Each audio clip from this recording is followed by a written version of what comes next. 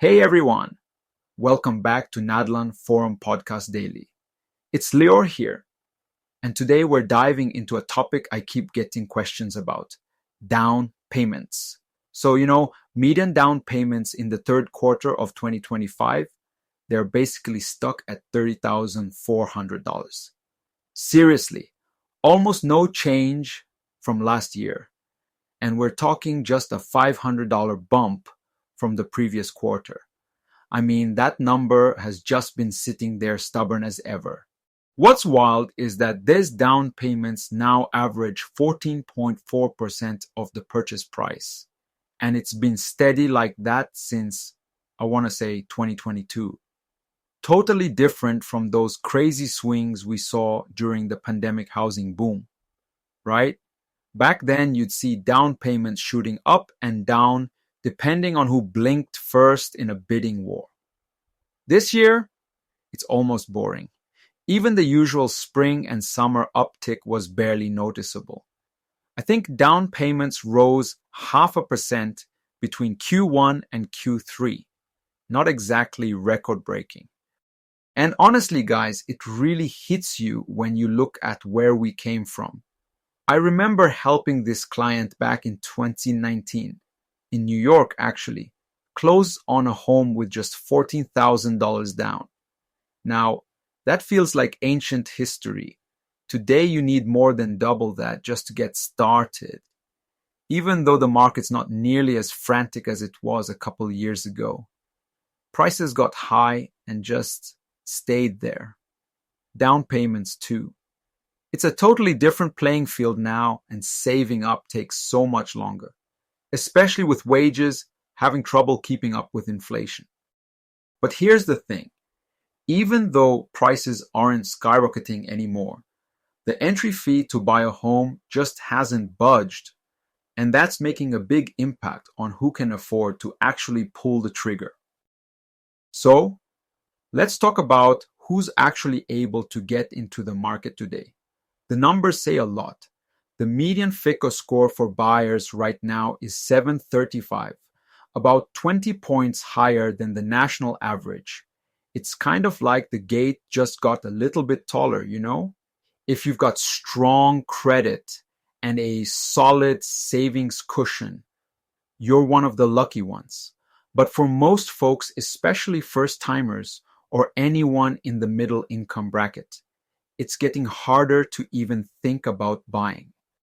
We're seeing a lot of people just sitting this cycle out, waiting, renting longer, or honestly looking for workarounds.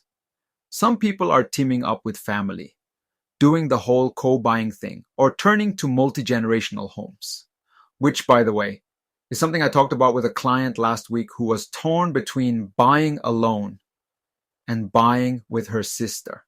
And these aren't rare cases anymore. It makes sense. If the upfront cost stays high, people have to get creative.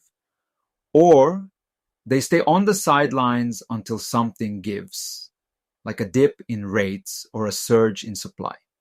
You got to wonder if this whole trend is just going to freeze out a generation of buyers. I mean, is home ownership becoming something only wealthier households can realistically pull off now? I guess it comes down to, how do you adapt when the walls just keep getting higher? I might be repeating myself from our earlier episode on the refinance boom, but that same sense of wait and see is bleeding into purchase decisions too. Everyone's looking for the right moment if it even shows up. Anyway, if you're trying to buy right now, you probably know it's not just about stashing cash. It's about having the right profile too. The market is picky, it's brutal, and for now, that's just the reality. All right. But where you want to buy makes a massive difference. Down payment expectations vary, sometimes by a lot. Northeast buyers, so think New York, Boston, DC, they're dropping an average of 18% on the purchase price. That's huge. It's not just about the sticker price. It's tight inventory and persistent demand. Meanwhile, down south, buyers are looking at something closer to 12.5%. That's thanks to lower prices and honestly, just more new construction to go around.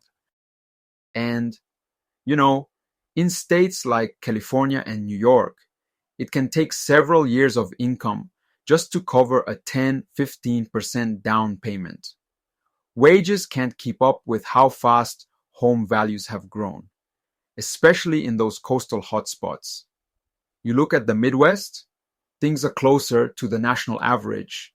Steady jobs, moderate prices, nothing too crazy. And out west, there's some relief from softer demand and a bit more inventory, letting some folks squeak by with lower down payments than before. Still, it's not easy anywhere. This reminds me, had a client out in Texas recently, and she managed to get into her first investment property way sooner than she thought possible. Why? Because in her area, the down payment requirement was just so much more manageable than what you'd find back in, let's say, Brooklyn or Jersey City. Regional difference isn't just a headline, it genuinely changes your options. So, to wrap things up for today, patience is really the name of the game right now. Unless mortgage rates come down or we get a bunch more homes on the market, I don't see this picture shifting overnight. Most people are waiting, watching, hoping for that combination of lower prices or rates. Until then, the market keeps favoring households with deep pockets and strong credit. Stay tuned, because next time we'll keep tracking these shifts and what they mean for buyers and investors alike.